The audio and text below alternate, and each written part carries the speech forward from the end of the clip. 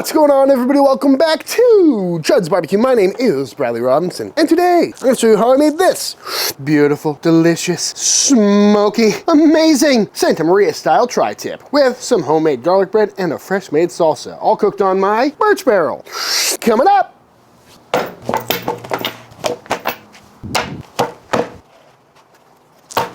This is a tri-tip. Pat it dry. This is a USDA Prime tri-tip. Picked this up at my local HEB. That's right, folks. Here in Austin, you can get Prime tri-tips at the grocery store, which is something I definitely recommend for a tri-tip. This is a pretty lean cut of beef, generally speaking, so trying to get Prime or higher is definitely a good call. If you're ever gonna spring for Wagyu beef, tri-tip is a great cut to do it with, just because we really want to have as much intramuscular fat as possible. But, as you can see, this one has a fat cap on it as well, and a lot of people like to remove that fat cap. Oftentimes it comes removed already, and that's because, as you can see, it's a pretty weird fat cap. It's not really as solid as a picanha or something like that. Kind of wants to peel apart, but I just don't have it in me to fully remove a fat cap from a piece of meat when I see it because, you know, fat is flavor. But I'm going to take it down a little bit, just clean it up, just try and make it look a little bit more pretty, make sure there's not too much fat on it. Like down on this end, it looks like there's a good ½ inch of fat. So we're going to take that down a little bit, clean up this backside, a little silver skin on the end here. There we go. That's looking a little bit better. Still got some fat on top, but it's not too thick. And one thing to note, if you've never cooked tri-tip before, is that the grain structure kind of changes as we move along the muscle here, which is something to look at while it's raw, so you know how to slice it at the end. But usually right in here is where it switches. So as you can see, the grain is running in this direction right here, and then running in this direction over here. So when we slice this later, we're gonna wanna go against the grain this way, and then pivot and go against the grain this way. So let's get this thing seasoned up. For our rub today, we're gonna keep it super simple with equal parts of some 16 mesh black pepper, Diamond Crystal kosher salt, and granulated garlic. And just get that all nice and mixed up. And because this is only 1/3 salt, we can go pretty heavy without worrying about over salting it. And please, folks, don't forget the sides. Come on, rookie move. And that is looking good to me. So now on this wire rack, into my fridge it goes, uncovered, to let all these seasonings start to penetrate the meat while we get everything else ready. Starting with our garlic bread, which luckily I got started last night. Starting with some warm water, our yeast, some white sugar, some salt, and some bread flour. And once the shaggy dough is formed, we're gonna go in with some lard. Softened, of course. And let that knead for about 5 minutes. Ah, beautiful. Once a beautiful, nice, supple ball of dough has been formed, into a grease bowl it goes. Let this double in size for the next hour to hour and a half.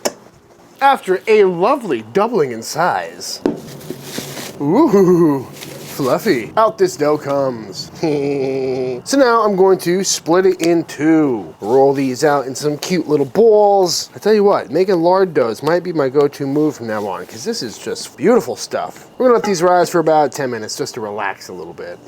Once our dough is nicely relaxed, we're gonna go ahead and pat these out into a nice little rectangle shape and just roll it up into some cute little logs. Pinch that underseam. Beautiful. Nothing to it, folks. And now we're just gonna roll these out into whatever desired length we want our end loaves to be. Somewhere in the shack dong region of, 14 inches, something like that. How you doing? Onto a cornmeal lined baking sheet we go. Just gonna widen these up a little bit. And now we're gonna let this rise for about another 30-40 minutes. Once beautifully risen, we're gonna take our little bread knife here and just slice them right along the top. And now we bake them off. I got my Camp Chef pellet grill fired up to 350 degrees, and on we go with these beautiful loaves of soon-to-be garlic bread. 25 minutes later, ooh, these are looking beautiful. Ow, that is hot. Out they come. Beautiful bake on there from the pellet grill. Gotta love that. So now into a plastic bag these go. And this is not a necessary step, obviously. Everybody loves freshly baked bread. But if you ever wondered why grocery store bread is so much softer than homemade, a lot of it is because of the bag here. It's gonna help steam and just live in this tight little environment, soften up, so tomorrow we can have some beautiful garlic bread. Beautiful stuff, this bread. Incredibly light and fluffy. Perfect looking bread. Yoink. But to turn this into garlic bread, we first need to make some garlic butter. So into my food processor, I'm going in with 2 sticks of softened salted butter, as well as a good amount of some crushed garlic. And I know a lot of people don't like the garlic press, but I found for things like this, it works out really well. And that's because the more you mash up garlic, the more garlicky flavor it has. So on one end, if you just chop it up, it may not be as garlicky as you want it to be. But on the opposite side, if you hit it on the microplane, it's gonna be very garlicky and probably too intense for this. And the garlic press is somewhere right in the middle. Not to mention, it's super convenient. Next up, we're gonna throw in some Italian parsley that I'm just gonna rough chop real quick. Going in. We're also gonna go into some Italian seasoning. Ooh. A nice little shake of some red chili flakes and a shot of some extra virgin olive oil for flavor and also to help kind of loosen this up, make sure it's nice and spreadable. And just get that nice and mixed up. Scrape down those sides. Be sure to give that a taste for seasoning, maybe add some more salt or garlic if you think it needs it. And our beautiful garlic butter is done. Now, when prepping for this video, I was fully prepared to make a chimichurri to go on top of this beautiful tri-tip that we're about to cook, but upon further research, I found out that the traditional Santa Maria side dish for tri-tip is not chimichurri, but it's just a real basic salsa. So let's make that real quick.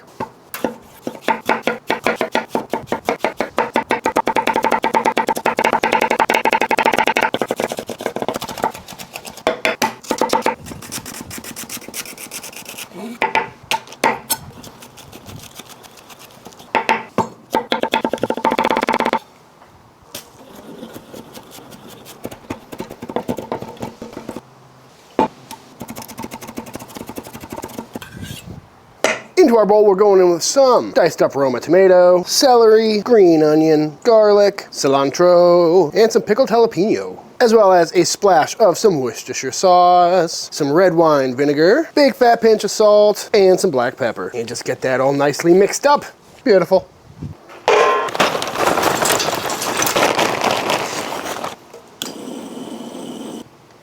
Oh, it's bright right here. Hopefully too bright for that snake in my boot. Today we're cooking on the old birch barrel here. I'm sure you've noticed this hanging out back here in the last few vids. And I think it's gonna work really well for our tri-tip because today we're cooking over live fire in true Santa Maria fashion. And if you've never seen one of these before, it's a pretty unique design grill. Essentially, you pull down on this handle and the lid goes up. Definitely unlike any other cooker, which I can appreciate. But on the inside here, you've got your grate level, and then you've got your little charcoal basket down here. And this thing can go up and down on these rails here, which is pretty cool. We're gonna put it all the way down today. And I gotta say, I do love the multifunctionality of this thing, you know? It makes for a great fire pit. You can also move the charcoal basket a lot closer to this for some really hot and fast searing. But the reason we're using it today is because when you drop this lid down, you can also rotate it. So when you lift it up, the grate goes with it, which is pretty cool. There's a little thermometer right on top here, so you can really adjust temperatures inside this little cook chamber here, depending on how high or close it is to the fire. Very unique, which means you can use this thing as a grill, as a fire pit, or a direct heat cooker. Cooking with some post oak wood today. I believe red oak is traditional, but I happen to have a giant pile of post oak. So that's what we're cooking with today. Just gonna let these get caught. Ooh. Now, one of the downsides of the birch barrel is because you're lifting that whole lid up with the grate, it's really hard to keep an eye on your actual meat. Especially the way I'm cooking today, I'd have to drop it down, then lift the lid, and at that point it's gonna be very close to those burning embers and might burn up. So today, I'm gonna be using this meter thermometer. And usually I'm not a big fan of these things just because they tend to leave a bit of a cornhole running through your meat, but better than overcooking it. Let's throw it on the pit.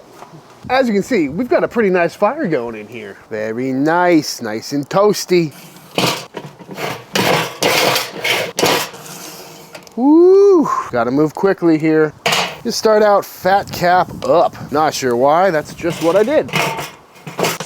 And now up it goes. Start out right about there. We'll see what kind of temps we're rocking. So apparently we had an audio malfunction during this next part. So engage the voiceover. So at this point, I'm just looking at this fire. I'm talking about how cool of a centerpiece this would be at any event or backyard barbecue party. You know, you could get multiple people cooking around it. Get a whole bunch of steaks on there. It's also really nice because unlike a lot of grills, you actually have access to your fire without having to lose all the heat from your grill. Oh, yeah, I farted. Very nice. But yeah, real easy to throw logs on there. Another thing I noticed with my big fire I had going is that handle got pretty hot, so I had to start wearing a glove to do it. And now the moment of truth where I'm gonna flip this tri-tip over to try and toast off that fat cap, and as you can see, I'm struggling to get this lid to remove from the grate, which is tough because while it's there, it's incredibly hot because I built a really big fire in there. Clearly, I don't have much practice with this birch barrel because here I am trying to get that lid to be lined up perfectly, not going well, trying to get it to twist on, and I messed it up. Only got one of the 3 hooks on. So as I'm trying to get everything lined up, that thing is in there in an inferno and definitely toasting roasting away a little hotter than intended. But up it goes. All right, according to the meter, this thing has hit about 130 internal, so now we're gonna try and take this off as quickly as possible.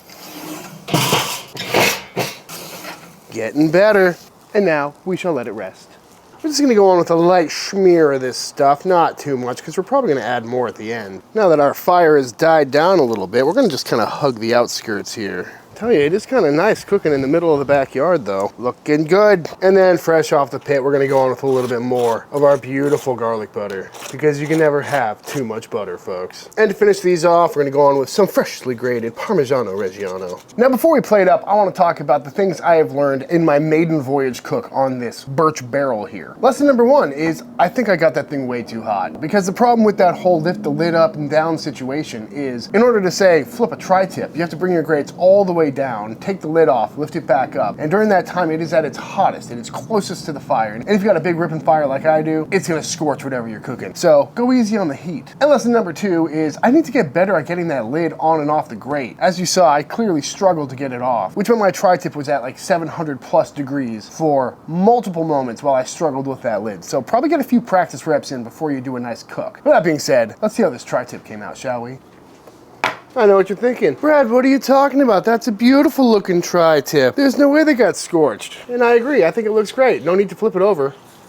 Oh God, that poor fat cap. Man, that happens so quick. It's just, it's bark. It's Texas style bark. That's what we're gonna say. All right, flipping this back over, you can still see the grain structure going right to here. So this is where we're gonna cut it in half. Ooh, beautiful cook on that though. Nice and juicy. Oh, love that. See that thermometer hole right there? Ooh. Going against the grain. Big juicy roast. Almost looks like a brisket. The old California brisket. Very excited about this garlic bread, folks. Tell you what. And we can't forget about our beautiful salsa. We're gonna just go right on top. I mean, what's not to like about this beautiful spread, folks? Come on. I'm ready to dive in. Nice and tender. Oh, love it. Ow. Oh, that is so good. Perfect roast. Let's try some with some of this salsa on it, shall we? That is phenomenal. It really adds a nice amount of freshness and crunch that a big hearty piece of meat needs, you know what I mean? Oh, that's amazing. I say that as if I already didn't eat most of the other garlic bread that's not on camera right now. And there you have it, folks. The garlic bread tri-tip fresh salsa. Perfect bite. That is so good. It's salty, it's savory, it's got that beautiful Maillard reaction, it's got some fat, it's got acid, freshness, crunchiness. Ah, this garlic bread is insane, by the way. You definitely need to make this. That bread is perfect for garlic bread. Nice, light, and fluffy, but it's still got enough texture and strength to hold up to the grill and to all this butter that's on there, the cheese on top. What more do you need? And it's got that little kiss of grill flavor, you know? I'm gonna eat all of that. And I'm probably gonna eat all this as well. Beautiful tri-tip cooked over some oak wood, open flame. That's really good. It's probably the best tri-tip I've ever made, not gonna lie. Even though I burned the hell out of it. I'm telling you though, this salsa with all the freshness, acidity, a little bit of heat, really does complement the steak well. Oh, Papa's eating good tonight, folks. It's so good. So good. All right, y'all, instead of sitting here watching me eat all night long, I think it's time for the official taste test. That's right, Mama's out of town.